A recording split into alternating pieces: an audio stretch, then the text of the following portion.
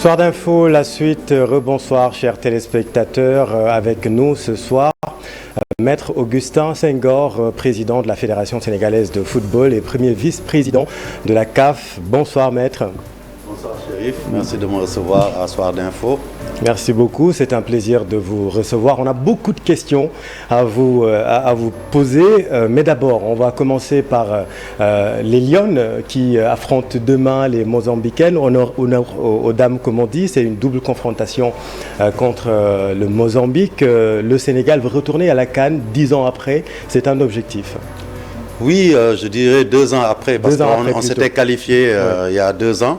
Et à cette dernière CAN, nous sommes même arrivés en quart de finale et avons pu accéder au barrage de la dernière Coupe du Monde.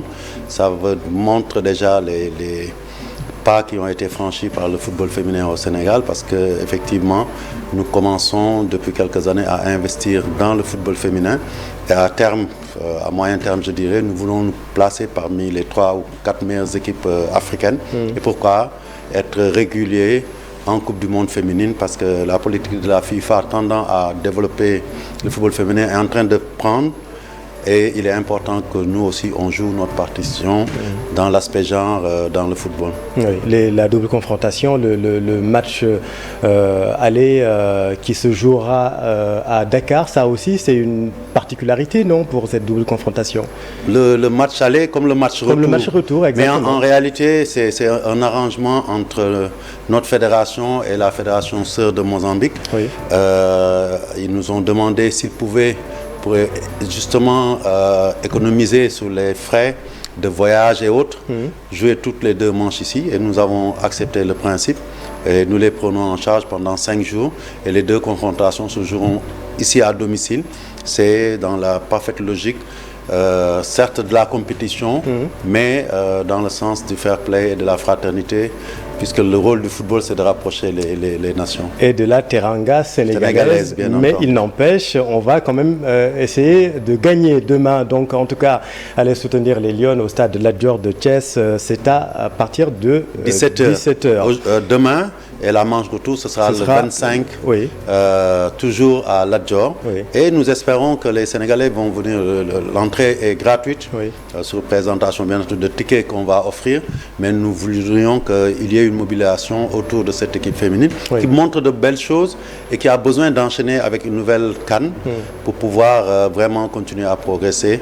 Et c'est un objectif important pour nous de passer ce premier tour avant de passer vers le 2e tour qualificatif. Allez les Lions, comme on dit. Parlons de la bande à Sadio maintenant, la bande à Sadio Mané, et on va s'arrêter sur cette défaite contre les Fennecs de l'Algérie qui nous coiffe au poteau une fois de plus.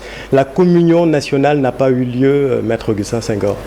Oui, je pense qu'on a perdu quand même contre un bon adversaire qui se trouve être l'Algérie, qui, comme tout le monde le dit, a l'habitude de nous battre. C'est la fameuse histoire des bêtes noires. Mais ce qui importe aujourd'hui, c'est que notre fédération, comme notre encadrement, les joueurs aussi, on n'a pas eu peur d'affronter cette bête noire. Et dans le contenu, je pense que tout le monde a vu que la supériorité du Sénégal était notoire, mais dans le football, justement, dominer n'est pas gagner. Nous avons perdu et c'est ce que nous recherchons dans ces matchs-là. Être dans le confort de jouer des adversaires qu'on peut battre facilement 3-4 buts, ça peut être agréable pour le public, ça peut être aussi en trompe-l'œil pour tout le monde. Et quand on ira à la CAN, on affrontera des adversaires de taille et peut-être qu'on va perdre. Il vaut mieux perdre maintenant, voir les insuffisances et essayer d'avancer. Et globalement, il y a eu plus de points positifs que négatifs. Après, est-ce que ça remet en cause cette communion? Je pense que non. Quand nous sommes le seul pays dans l'histoire du football et au niveau mondial à avoir gagné autant de trophées en si peu de temps, alors que quelques mois avant, on n'avait jamais goûter au délice de la victoire. Je pense que cette communion, elle est appelée à continuer tant que ces 5 coupes seront là. Absolument. Et on espère même on va enchaîner avec d'autres trophées. Alors, avant ce match contre l'Algérie, il y a eu celui contre le Rwanda. Et manifestement, il y a eu une mésentente sur le lieu du match retour. Qu'est-ce qui s'est réellement passé? En fait, c'est simple. Hein. Donc, on vient tout juste d'aborder le match de football féminin. Oui. Vous avez vu, on accueille le Mozambique ici en aller-retour. C'était le même principe. Le Rwanda n'avait pas de terrain chez lui parce qu'ils ont un stade en construction à Kigali. Ils ont essayé de réhabiliter un autre stade qui est à l'intérieur du pays, à 3 heures de Kigali. Oui. Effectivement, à l'époque, ils avaient écrit par le truchement de nos secrétaires généraux pour demander est-ce qu'ils pouvaient jouer lors de la deuxième journée des éliminatoires à Dakar, de sorte que si leur stade est prêt, qu'on puisse venir là-bas. Oui. Et dans un souci, tout à l'heure on l'a dit, de fraternité, parce qu'on sait les relations très proches, les gens avaient donné un accord de principe. Il s'est trouvé que chemin faisant, beaucoup de changements sont intervenus. D'abord au niveau de la CAF, avec le changement de la programmation, on ne jouait plus de matchs officiels sous cette période-là. On jouait un match officiel et un match amical. Oui. Et nous, on a calé un match ici. Il s'est trouvé aussi que les deux équipes avaient des sorts qui étaient scellés. Oui. Nous, on était qualifiés très tôt, ils étaient éliminés. Oui. Donc, à un moment donné, on a demandé à la partie rwandaise de venir à Dakar, même à notre charge s'il le faut, pour qu'on puisse jouer et pouvoir respecter aussi notre engagement qui rentre dans la préparation de la Coupe d'Afrique. Oui. Ce qu'ils nous ont opposé, c'est de dire non, il y avait un engagement qui était pris, il faut venir. Oui. Mais le problème, c'est qu'aujourd'hui, Chérif, j'ai eu beaucoup de versions, beaucoup de supputations, mais ce qui est le plus important aujourd'hui, et ce qui nous intéresse nous en tant que fédération, c'est le sort de nos joueurs et nos relations avec les clubs qui les emploient. Oui. Aujourd'hui, on l'a vu, on est venu à Dakar, on s'est préparé et pendant la préparation, on avait perdu 3 joueurs sur blessure. Oui. Imaginez-vous un instant si on avait mis ces joueurs dans un avion pour 12 heures de vol. Pour aller à Kigali. Ponctué de 3 heures dans une route escarpée et montagneuse pour arriver sur un terrain synthétique parce que même nos joueurs, c'est à la veille, nos joueurs qui ont de l'équipe A', c'est la veille qu'on a su que c'était un terrain synthétique. Et qu'ils se blessent là-bas, vous voyez comment le club aurait perçu cela. Est-ce que nous, on doit continuer à exposer en Afrique nos meilleurs joueurs, qui sont des joueurs de niveau mondial, dans nos compétitions, qui plus est pour des matchs qui n'ont pas d'enjeu. Oui. Et c'était tout. Et nous, on a posé le problème. Quand on a vu qu'ils se sont radicalisés, on dit allons-y pour l'application du règlement. Et le règlement, je suis désolé, contrairement à ce que beaucoup de gens disent, il était en notre faveur. Oui. La CAF n'a jamais tranché. Au contraire, vous avez parlé de la teranga sénégalaise. Oui. À un moment donné, nous, on a pensé qu'il fallait aller au dépassement. Oui. En disant, OK, on va aller jouer, mais nous n'allons pas sacrifier nos joueurs de l'équipe A. Oui. On va les laisser ici, ils vont se préparer et on va avoir une équipe A'. Non pas par manque de respect au Rwanda, mais parce qu'aujourd'hui, nous pensons qu'au vu de nos derniers résultats et du travail de fond que nous avons fait ici avec nos jeunes qui sont derrière l'équipe A sont capables de rivaliser avec tout le monde. Et on a vu ce match-là. Oui. Il s'en est fallu peut-être de quelques secondes pour que nos jeunes dont on parle puissent réaliser ce que l'équipe A n'a pas réalisé ici à Dakar. Oui. Parce qu'ici, l'équipe A gagné à la 92e ou 93e minute sur penalty. C'est ça. Et eux, ils ont mené cette équipe du Rwanda chez elle jusqu'à la 96e minute. N'eût été une blessure d'un défenseur, un corner d'un, ils auraient gagné.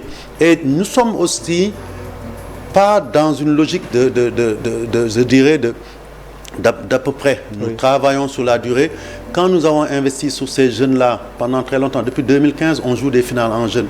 Beaucoup ne voyaient pas ce que nous étions en train de travailler au niveau de faire entre l'ADTN, les sélectionneurs des équipes, la fédération. Oui. Aujourd'hui, les faits nous donnent raison. Et nous ne voulons pas s'en arrêter là. Nous voulons que ces jeunes-là, parce qu'ils ont été champions d'Afrique en U17, comme Amara Diouf, en U20, comme tant d'autres, on va en parler locale, de ces générations qui montent. On commence à les préparer à avoir du vécu international de plus haut niveau. Oui. Et peut-être que ça nous permettra demain, quand l'équipe A aura besoin d'un jeune, il est déjà préparé à se lancer dans le grand bain. Et c'est ça notre politique. Oui. Et très souvent, malheureusement, nous ne sommes pas compris. Mais c'est pour moi, je dis toujours aux membres du COMEX, quand la lame de fond tourne au fond de la mer, personne ne sait que dans quelques heures ou dans quelques jours, il y a une grosse vague qui va venir parce qu'elle a été travaillée au fond et nous croyons à ce que nous faisons. Ça a pris du temps pour qu'on ait ces résultats.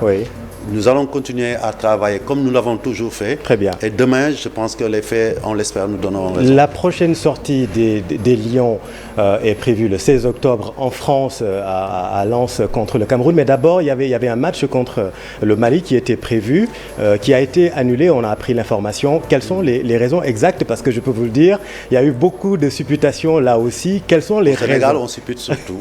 Oui. Quelles sont les vraies raisons? Très souvent en méconnaissance de cause. Donc, vous savez, comme j'ai dit, nous sommes sur une programmation. Nous voulons préparer du mieux qu'on peut une compétition qui s'appelle la prochaine CAN, où nous viendrons comme détenteurs du trophée. En accord avec le coach et la direction technique, nous avons pensé que sous cette préparation-là, parce que désormais, qu'on l'a vu à la Coupe du Monde, les joueurs ne seront libérés pratiquement qu'une semaine avant la compétition. Attendons-nous à cela. Et on en a souffert lors de la Coupe du Monde. On n'a plus le temps d'attendre ces moments-là pour mettre les équipes en regroupement, avoir des matchs amicaux. Donc on a mis à profit ces dates.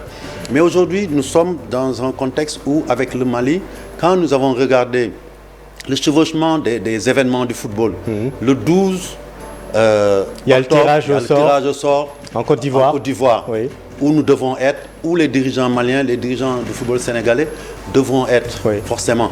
Parce que derrière le tirage, très souvent, on enchaîne avec les visites de sites. Parce que les CAN ne se préparent pas à une semaine, elles se préparent des mois durant.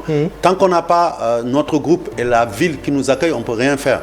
Derrière, quand on aura le tirage du 12, le 13 ou le 14, nous resterons là-bas pour faire le travail nécessaire de progression.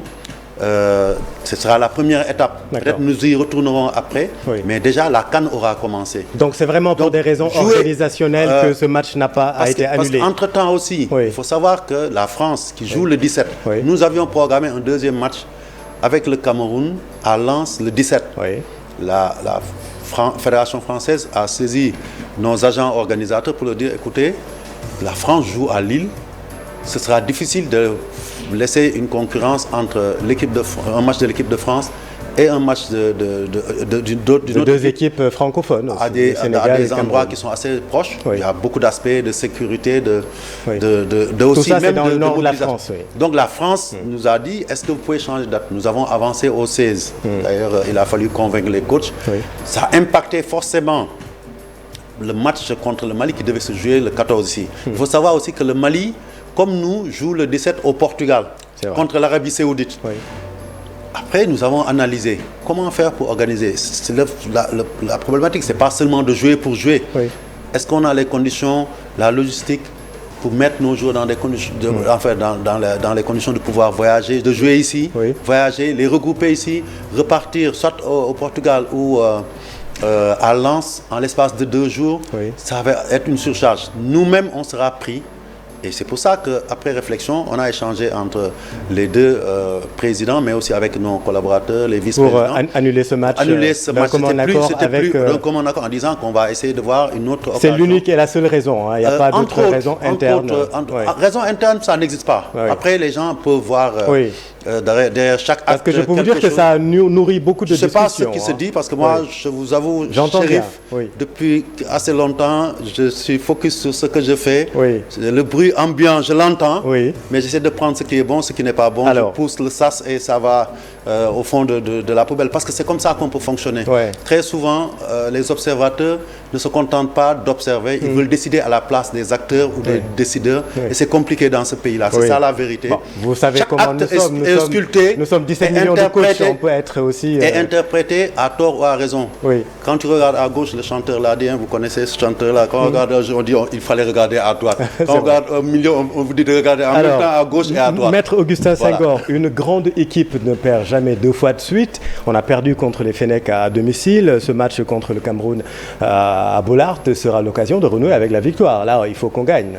Oui, je pense que depuis quelques années quand même, tous les matchs qu'on joue, c'est pour les gagner. Je pense qu'il faut faire attention. Très souvent, les matchs importants, si on n'a pas eu de match nul, si on ne les a pas gagnés, on ne les a pas souvent perdus ces dernières années. C'est vrai. C'est ça qui justifie notre place stable sur le top du classement mondial. Mais ça qui fait qu'aussi, depuis 15, on est en progression constante. Oui. Après, là, on a perdu 2 places, là. Vous avez entendu, cher Salih Diarra, à la suite d'un match amical qu'on a perdu. Et ce n'est pas grave. Oui. Tant qu'à faire, si perdre les matchs amicaux nous permet de gagner les matchs qu'il faut gagner parce qu'on aura tiré les enseignements nécessaires pour corriger, moi je suis preneur de perdre tous mes matchs amicaux et de gagner tous mes matchs officiels. Parce que l'objectif aujourd'hui, pendant très longtemps, on nous a dit que le Sénégal ne fait pas de résultats. Je me souviens, il y a 4 ans, 5 ans, parce que nous sommes quand même dans le top 3 du classement africain de la FIFA depuis 5 ou 6 ans maintenant. Quand on parlait de notre classement, on disait, de toute façon, le classement, ça ne signifie rien parce que vous n'avez rien gagné. Là, on est au top du classement, mais on gagne. On a envie de continuer à gagner.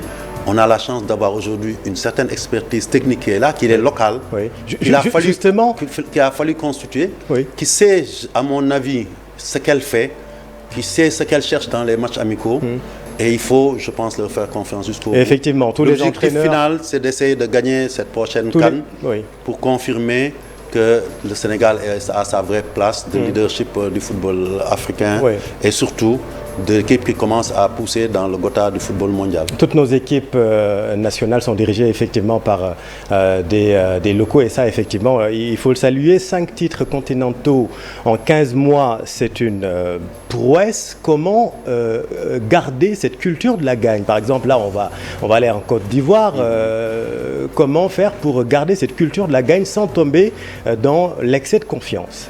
Oui, je pense qu'aujourd'hui, vous posez le vrai débat parce que ce que nous avons réalisé, je pense que ce sera difficile de le rééditer à l'identique parce que c'est vraiment inédit, c'est quelque chose qui arrive pour la première fois même dans l'histoire du football mondial, un pays qui sur 15 mois gagne autant de trophées continentaux. Donc, mais je pense que c'est parce qu'il y a eu un travail de fond qui a été fait, mais je suis d'accord avec vous. Si nous ne faisons pas preuve d'humilité, de persévérance, que nous soyons capables de nous remettre aujourd'hui en cause, nous aurons la surprise de notre vie et de constater que ce n'est pas un acquis définitif. Il nous faut nous recréer à partir de cette CAN à venir, mais aussi sur les autres compétitions de jeunes qui vont venir derrière pour rester au top. Et pour cela, je pense qu'aujourd'hui, notre rayonnement, il est indéniable au plan sportif, au plan même diplomatique, je dirais, parce que quand on regarde ce qui se passe en Afrique, dans le monde, on voit que le football africain sénégalais est très respecté en Afrique et dans le monde. Mais il nous faut hisser notre organisation, notre administration, nos compétitions à ce niveau-là. Et je reconnaîtrais humblement qu'il nous reste du travail à faire pour que notre administration puisse se mettre au niveau où se trouve aujourd'hui le football sénégalais dans sa globalité. Nous devons aussi travailler à ce que certains secteurs qui ne suivent pas, comme le football local, mais en partie, parce que je pense que gagner le CHAN, c'est un indicateur fort d'une santé, mais tout le monde dit « Ah non, les clubs ne gagnent pas ». Il nous faut repenser notre politique de football local. On va en parler, mais j'ai une autre question sur la CAN, si vous permettez, parce que vous êtes également vice-président vice-président de la commission chargée de l'organisation de cette 34e Coupe d'Afrique qui se jouera en Côte d'Ivoire. Est-ce que tout est fin prêt à ce niveau?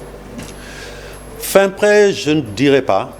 D'abord, je dois avoir l'objectivité de dire que depuis quelque temps, je ne me suis pas rendu personnellement sur place pour voir l'état d'avancement des travaux. Mais il faut savoir que depuis quelques mois, l'administration de la CAF a ses bureaux sur place. Le directeur de la compétition a aménagé en Côte d'Ivoire pour suivre pas à pas l'évolution du dossier parce que nous ne voulons pas connaître les déboires que nous avons connus dans un passé récent, comme par exemple au Cameroun, où à 15 jours on disait que ça se ferait. Et aujourd'hui, je pense que globalement, les signaux sont au vert, mis à part l'incident qui est survenu avec le stade de Bimpe, qui peut arriver. Je pense qu'il n'y a pas grand-chose à signaler. Il y a des choses à finir. À la dernière réunion du comité exécutif, le rapport qu'on a reçu sur tous les stades, tous les sites qui doivent accueillir, les conditions d'organisation, la mobilisation du budget, on peut dire que la Côte d'Ivoire est en train de bien travailler pour bien accueillir l'Afrique. Et je pense que je n'ai pas d'inquiétude. Après, ce qui est arrivé, je pense qu'aussi on est en période de saison des pluies. C'est pour ça qu'on pose le problème de la période à laquelle la CAN doit être organisée. Oui. Un pays comme le Sénégal peut l'accueillir en été comme en hiver. Oui. Parce que nous ne sommes pas, si on joue en juin, juillet, je pense qu'on peut jouer sans problème. Les pluies ne sont pas encore assez abondantes. En janvier, février aussi, c'est l'idéal. Mais dans beaucoup de pays d'Afrique, soit on peut jouer en été, soit on peut jouer en hiver, mais pas les deux. Et la Côte d'Ivoire, on savait déjà qu'on ne pouvait pas jouer. Et donc ce match qu'ils ont joué, c'était en période d'hivernage. Tout à fait. Et c'est ça qui explique les difficultés. Mais moi, j'ai bon espoir qu'on aura tout fin prêt, certainement à un mois de la compétition. Et je suis sûr aussi qu'on aura l'une des plus belles CAN de l'histoire. La compétition de la CAF. Qui va se dérouler du 13 janvier au 11 février. La Côte d'Ivoire qui a prévu 3 cités dortoirs et 6 stades pour accueillir la compétition. Le Sénégal voudrait accueillir cette compétition, la Coupe d'Afrique en 2027. Nos chances, vous les évaluez comment ? Je pense qu'elles sont réelles. Donc je ne me mets pas dans la peau d'un pays favori, parce que il faut qu'on reconnaisse que certains pays sont en avance sur nous par rapport aux infrastructures. Je peux citer le Maroc pour 2025, je peux citer l'Algérie qui sera en concurrence sérieuse pour 2027. Mais aujourd'hui, nous avons les atouts, nous avons notre passé, nous avons notre présent avec ces résultats que nous sommes en train de faire.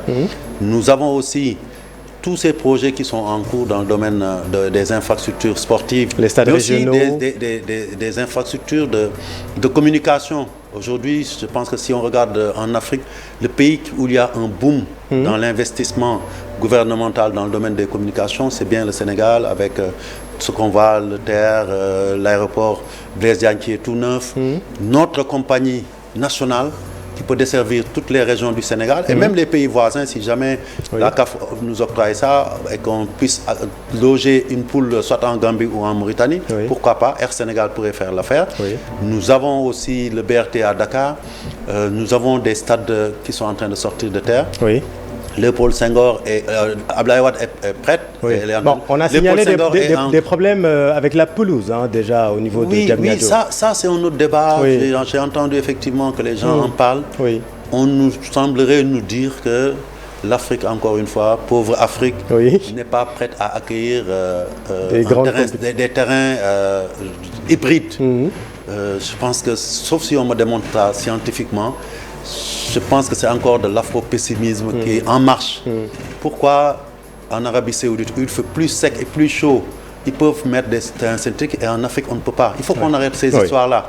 Après, la vérité, moi, je suis d'accord avec les gens. On ne peut pas investir autant et ne pas mettre les moyens nécessaires pour la maintenance et la gestion de ces infrastructures. C'est plus ça.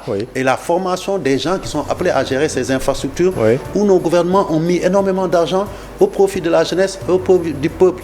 Ce n'est pas de l'argent gâché, c'est juste la conservation d'un bien qui a coûté cher et qui fait aujourd'hui la fierté de tout un pays. C'est aussi simple. Vous avez parfaitement raison de dire que le défi, c'est vraiment la construction des infrastructures. À ce propos d'ailleurs, où en sont les travaux de Demba Diop que vous financez, enfin vous, la Fédération sénégalaise en partie, où en sont les travaux? Oui, écoutez, la première phase est bien avancée. Nous avons terminé, je dirais, la mise hors de terre des fondations de la tribune principale. Une fois que cette tribune sera lancée, je pense qu'aussi on aura un peu de retard, il faut le reconnaître, à cause de l'hivernage. Il est difficile des fois de construire pendant l'hivernage. Mais après, derrière, la seconde étape, ce sera la pose de la pelouse synthétique. Parce que ce que nous voulons, c'est une construction à tiroir. Une fois que la tribune officielle et ses dépendances seront prêtes et que la pelouse sera prête, nous commencerons à utiliser ce stade. Ce stade, c'est un patrimoine du football national. C'est aussi un poumon du football dakarois et sénégalais. Il faut qu'on l'ouvre le plus vite possible. Après, pendant que ce stade sera ouvert à moitié, les autres travaux continueront sur la deuxième phase avec les virages, avec la tribune découverte et surtout le nettoiement de l'environnement autour du stade. C'est un gros problème et je pense qu'avec l'aide de l'État, on pourra en faire un bijou magnifique comme vous le voyez sur la maquette. Sans compter... Et c'est en cours. Et moi, ça fait partie des points de fierté. Autant je suis fier aujourd'hui d'être un président de fédération qui a gagné la Coupe d'Afrique et qui en a gagné d'autres, autant le jour où ce stade serait prêt, je dirais qu'on a laissé en héritage quelque chose d'important, une infrastructure financée essentiellement par une fédération sénégalaise de football. Avec la FIFA. Avec la FIFA. Mais aujourd'hui, à ce stade-là, c'est nous qui mettons plus d'argent que la FIFA. D'accord. Donc, parce que, il faut le savoir, ces trophées qui nous ont été, que nous avons gagnés ne nous ont pas rapporté que de la fierté, ça nous a apporté de l'argent. Aussi de l'argent, et on va en nous parler. avons voulu le gérer rationnellement en le réinvestissant dans le football, avec l'appui de l'État, avec l'appui de la FIFA, et ça, c'est en train de prendre. Et nous continuerons, comme on le fait aussi aujourd'hui pour Sédhiou, pour Kédougou, où aussi on est en train de mettre une pelouse synthétique. On va essayer d'enchaîner, il ne nous reste plus beaucoup de temps, j'ai encore quelques questions. Vous insistez beaucoup sur l'appui de l'État. Le gouvernement vous a vraiment appuyé comme il devrait le football sénégalais? Moi, je veux être honnête et je veux surtout assumer certaines choses qui sont importantes. J'ai été président avec notre équipe fédérale en 2009. Et je dois dire, l'affirmer, qu'à partir de 2012, avec l'accession du président Macky Sall à la souveraineté nationale, la donne a commencé à changer. On a eu peut-être un flottement jusqu'en 2013. Et là, on a vu un chef d'État qui s'est mué en capitaine d'équipe, qui nous a accompagnés, qui nous a donné beaucoup de confiance. Je pense aussi qu'il nous a protégés, qui nous a accompagnés matériellement, financièrement, et surtout qui a été à notre écoute. Et quand il a fallu, sur ces 3 dernières années, pousser l'équipe pour qu'elle puisse gagner, il était au devant. Et c'est pour ça que je dis, pour nous autres acteurs du football, il y a eu un avant Macky Sall et un après Macky Sall.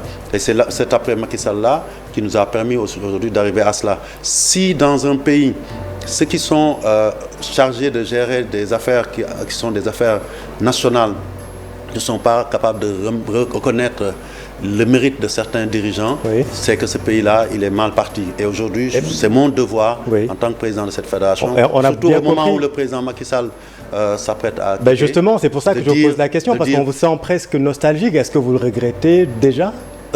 Écoutez, ce serait manquer de respect à ceux qui vont venir de dire qu'on va le regretter. Ce que nous savons, c'est que nous avons réalisé beaucoup de choses grâce à son accompagnement, grâce à son aide, sans son gré. Et nous espérons simplement, quel que soit celui qui vient, qu'il puisse continuer dans cette voie. Parce que son regard a été différent de beaucoup de regards d'hommes politiques.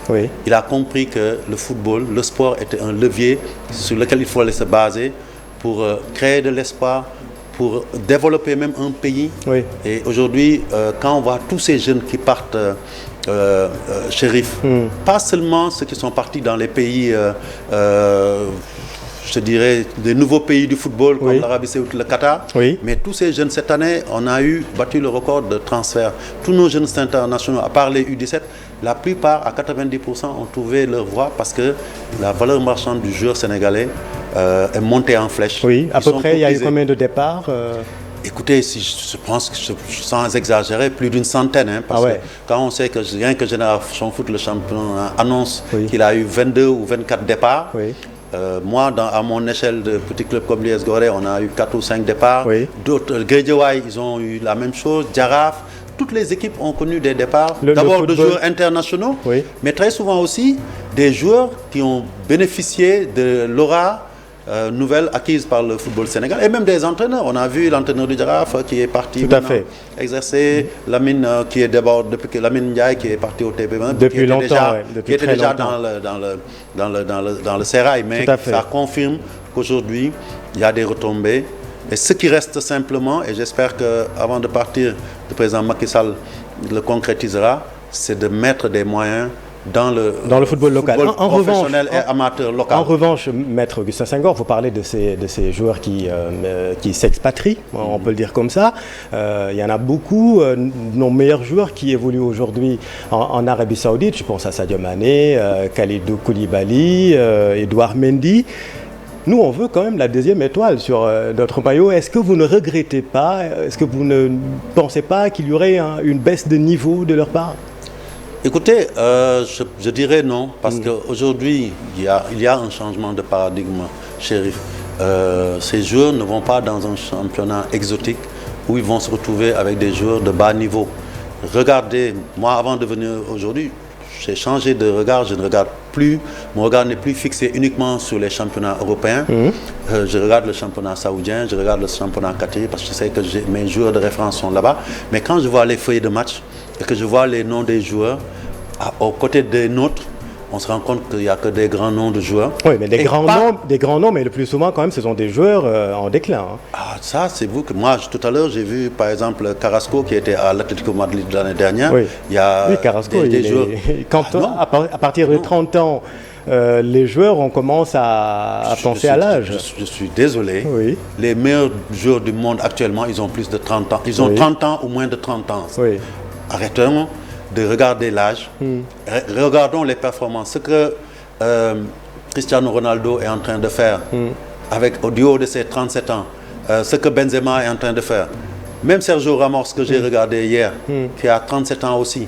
Ce n'est pas un problème d'âge. Donc vous n'êtes pas inquiet pour les joueurs sénégalais qui sont là-bas?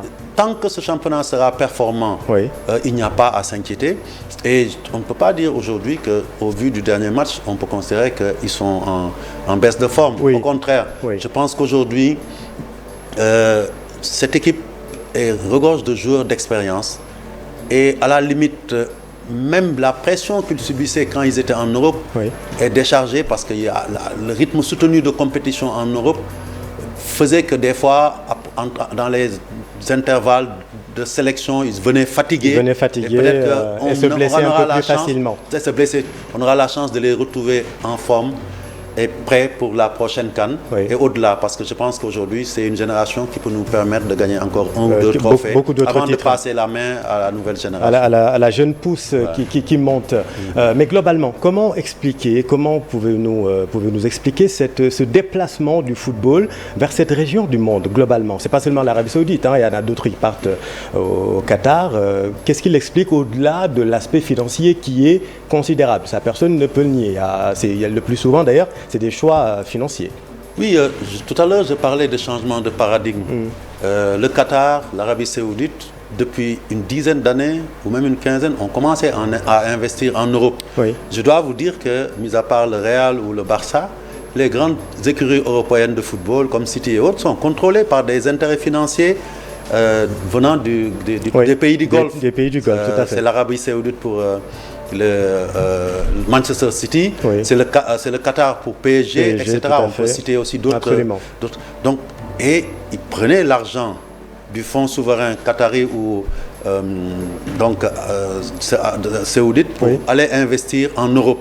Le changement de paradigme, ils se sont dit, mais pourquoi prendre nos moyens, aller investir dans un continent qui n'est pas le nôtre? Pourquoi ne pas renforcer nos équipes, mettre une politique à long terme, parce que moi je reviens d'Arabie Saoudite, vous le savez, on a fait la Super Coupe. J'ai parlé avec le président de la fédération d'Arabie Saoudite et il me dit, écoutez, nous, ce qu'on fait là, c'est pas du saupoudrage. Ils ne sont pas là pour plaisanter. Non, le programme, il va jusqu'en 2035.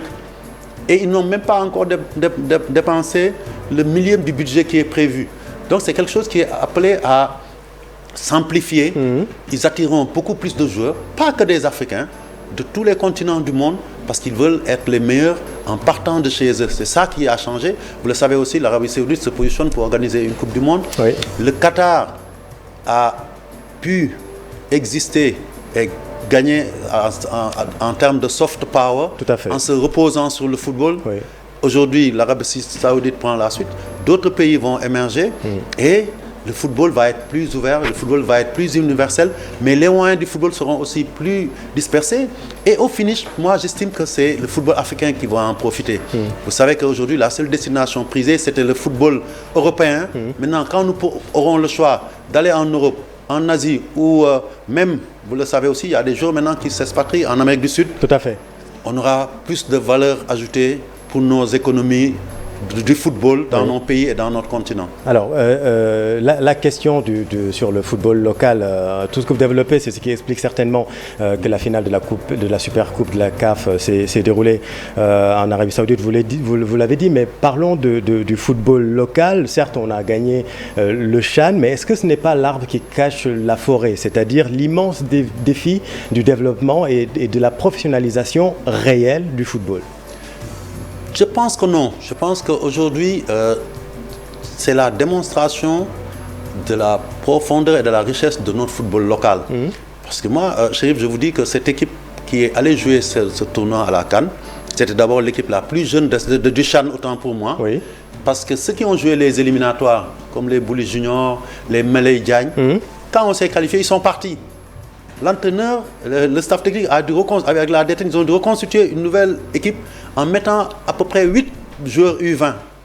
Donc ça veut dire qu'on a une profonde richesse en termes de joueurs. Oui. Après, je suis d'accord que notre modèle pose problème. Pourquoi nous avons aujourd'hui, c'est même pas un choix, c'est le défaut de moyens qui le justifie, un football émetteur. Quand j'appelle football émetteur, c'est que nos joueurs sont le capital qui fait vivre notre football local, qui fait vivre notre club. Un club, et tous les clubs cherchent chaque fin d'année à transférer prendre des joueurs sénégalais, les placer ailleurs, pour faire rentrer de l'argent, pour réinvestir dans la formation et aussi dans la construction d'une nouvelle équipe d'élite. Oui. C'est un problème de financement parce que j'ai entendu par exemple, et ça m'avait quand même interpellé, le président de la Fédération sénégalaise de basket, Maître Babacar Ndiaye, dire que eux, ils payent par exemple plus que le football, ils ont des salaires par exemple d'1 million de francs CFA. Si on paye aujourd'hui un joueur de football qui joue au Sénégal 1 million, ça peut être alléchant. Oui, mais aujourd'hui, je pense que ça doit être 1 million de francs CFA. Généralement, c'est pour le transfert du joueur. Oui. Autant que je sache, ainsi ça n'a pas. Vous savez, j'ai été 8 ans président de club de basket et membre de la fédération de basket. C'est souvent les Sénégalais l'ignorent. Je connais le fonctionnement. Et une des raisons, je ne le cache pas, qui ont fait que j'étais déçu du système du basket, par exemple, quand il y avait un transfert en interne, si tu ne payes pas 1 million, tu ne peux pas recruter, par exemple, quand tu es à la gendarmerie, tu peux pas recruter un joueur de la douane. D'accord. Mais par contre, quand ton joueur doit aller à l'étranger, on ne te donne pas un copec. Alors qu'au football, ce n'est pas possible. D'accord. Les règles protègent les clubs locaux, les clubs amateurs, jusqu'au club professionnel. Un club européen qui veut prendre mon joueur, il est obligé de payer. C'est ça la différence. Mais pourquoi on n'y arrive pas? En tout cas, je vais vous dire mon avis. Et c'est pour ça que nous avons bien accueilli l'annonce qu'avait faite le président en disant que je vais mettre en place un plan de développement du football. Ce qu'il nous faut aujourd'hui, c'est considérer le football local et particulièrement sa partie professionnelle, même si nos clubs amateurs payent aussi des salaires. Ça, il faut le savoir. C'est qu'on puisse mettre en place un programme tel qu'on le fait pour n'importe quel secteur économique. Parce qu'aujourd'hui, le football fait vivre en moyenne, je pense, entre 5 000 et 10 000 personnes dans tout le Sénégal. Mais ça fait quand même tâche que nos clubs ne réussissent pas en Afrique. Ça a été encore le cas et ça a été beaucoup décrié. Je ne sais pas si vous l'avez suivi. Faisons de l'analyse comparative. Allons au Maroc. Le roi, à travers la fédération, subventionne chaque équipe jusqu'à des fois 200 millions. Pour les grands clubs, d'autres jusqu'à 100 millions. En Côte d'Ivoire, c'est pareil. C'est compliqué. Par le truchement, l'État a utilisé le levier d'une société qui sponsorise le football à travers les produits de tabac et la taxe qu'on paye pour financer le football. Les Ivoiriens, l'État donne à peu près au minimum 50 millions par saison. Nous, aujourd'hui, depuis 10 ans ou 12 ans, aucune entité, ni l'État, ni un autre sponsor ne vient à l'appui du football local. Dans tous les cas, les dirigeants se débrouillent pour faire en sorte que leur équipe survive et se développe. Et pourtant, ils sont des machines à produire des joueurs de talent. Dans tous les cas, Maître Augustin Senghor, il faudra une politique de fixation, puisqu'on peut l'admettre, c'est un truisme de dire que la formation sénégalaise est de qualité. Ce qui me ramène d'ailleurs à parler de Je voulais juste ajouter, c'est-à-dire quand vous parlez de formation, c'est bien, mais je pense qu'à travers le football, on peut même régler des problèmes qui sont des problèmes que nous vivons tous, c'est-à-dire l'immigration de la jeunesse. Chaque fois qu'il y a un bateau, moi je suis à peu près sûr que si on regarde bien, on aura 1 ou 2 jeunes footballeurs, 2 ou 3 jeunes athlètes ou basketteurs. Et ces jeunes, donnons-leur l'espoir de pouvoir vivre ici décemment, avec même un salaire de 500 000. Ils restent ici, parce que des fois, ils vont aller signer en Tunisie, au Maroc, pour moins que ça, pour 400 000, pour ouais. 300 000. Donc gardons-les ici avec nous, donnons-leur leur salaire et ils vont être des supports de leur famille et ça va diminuer quand même la pauvreté dans notre société. Et pourtant, Maître Augustin Senghor, la Fédération sénégalaise de football a de l'argent puisque le rapport financier certifié de la Fédération fait état d'un niveau de recettes de plus de 10 milliards de francs CFA. C'est une première. L'autonomisation financière, c'est pour quand alors? On n'en a pas encore assez. Puisqu'on parlait d'autonomisation financière, je pense que nous, les dirigeants du football, on sera vraiment satisfait quand nous aurons atteint un niveau de ressources qui tournerait annuellement autour de 30 milliards. C'est dans nos cordes. Je pense qu'aujourd'hui, il y a peut-être moins d'une dizaine d'années, on tournait autour de 300 à 400 millions de budget par exercice. Aujourd'hui, on est à 10 milliards. Pour la première fois, en termes d'entrée d'argent, on est arrivé jusqu'à 17 milliards de rentrées. Après, on a évoqué tout ce que la fédération fait. Cet argent est investi pour développer le football. On ne va pas le laisser dormir dans nos caisses. On est dans les infrastructures, on accompagne les clubs. On tient des championnats réguliers au moment où je parle. Dans tout le pays, on a les phases nationales de petites catégories. On a maillé tout le pays. Dans toutes les ligues les plus reculées, les gens jouent. Et ça a un coût énorme. C'est pour ça que je dis que ce n'est pas encore suffisant. Et nous allons continuer. Souvent, les gens ne le savent pas. L'État nous aide beaucoup avec l'équipe nationale, mais nous finançons les compétitions des jeunes, du beach soccer et du football féminin par nos propres moyens. Et on en est fiers parce qu'à un moment donné, l'État nous a accompagnés. Ce n'est pas pour qu'il continue de le faire tout le temps. Si on a les moyens, nous, de nous autonomiser au fur et à mesure, on va le faire. Sauf pour les dépenses de souveraineté, parce que l'équipe A, c'est aussi important que le drapeau. L'État doit mettre la main, ça demande des moyens exceptionnels. Et jusqu'à présent, je dois encore le dire, l'État nous a aidés à régler ces problèmes et c'est pour ça que nous avons ces performances. Merci beaucoup, Maître Augustin Senghor. On avait d'autres questions à vous poser, notamment les changements qui vont intervenir la saison prochaine, notamment dans le championnat local. Mais on aura l'occasion de revenir sur toutes ces questions. Merci beaucoup. Merci, Chérif. Merci beaucoup, Maître Augustin Senghor, président de la Fédération sénégalaise de football et premier vice-président de la CAF. Et on croise les doigts. Demain, allez soutenir les Lions du Sénégal au stade Lat Dior de Thiès. Demain, vendredi et lundi également. Allez les Lions, comme on dit ce soir. Restez avec nous. Vous êtes au bon endroit. Bonsoir. Bonsoir.